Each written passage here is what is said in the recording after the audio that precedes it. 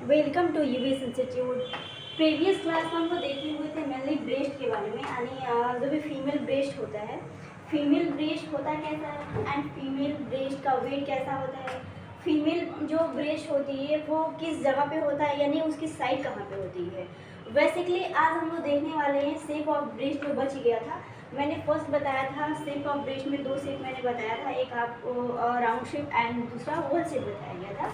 But उसकी explanation नहीं हुई थी। आज मैं यहाँ पे बता रही हूँ आप लोगों को जो भी शेप ऑफ ब्रेस्ट होता है, यानी कि फीमेल की जो ब्रेस्ट की शेप होती है वो बेसिकली दिखता कैसा है, ये मैं पूरे स्ट्रक्चर के साथ आपको बता रही हूँ। जैसे कि फर्स्ट मैंने यहाँ पर लिखा हुआ है राउंड शेप, ठीक है। ये equally fully at the top and bottom, यानी कि जो भी ब्रेस्ट की साइज होती है, यानी कि जो शेप होता है देखने में लगता है ये ऊपर और नीचे, यानी टॉप यहाँ पे लिखा हुआ है fully at the top and the bottom,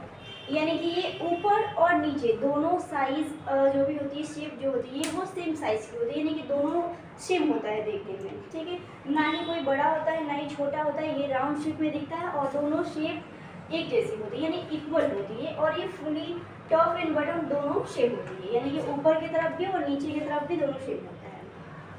second यहाँ पे है एसिमेट्रिकल ब्रेस्ट, यानी जिसको हम लोग बोलते हैं असामान्य ब्रेस्ट, यानी कि जो भी ब्रेस्ट होती है one breast is larger than the other, यानी जो ब्रेस्ट की साइज होती है, यानी कि जो शेप होती है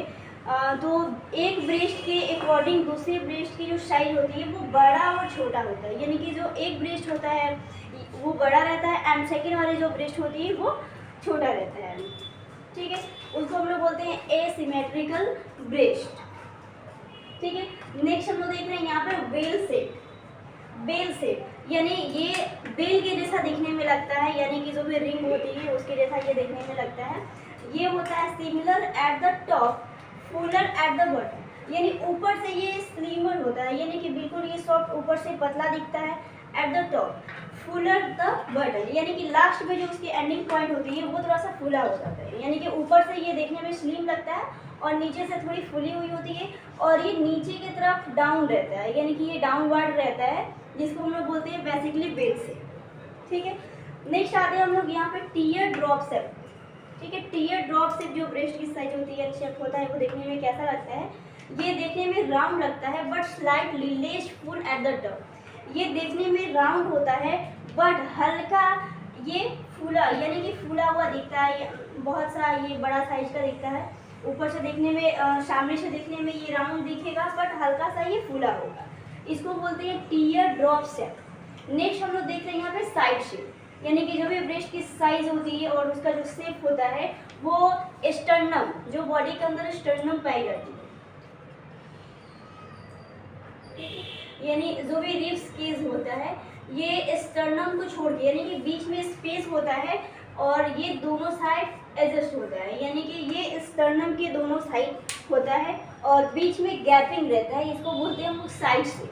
ये देखने में इस तरह से लगता है, मैंने शेप बनाया हुआ है। ये वाइड स्पेस बिटवीन ब्रेस्ट, यानी कि जो ब्रेस्ट की साइड होती है बीच में यहाँ पे गैपिंग होता है, इसको हम लोग बोलते हैं साइड से।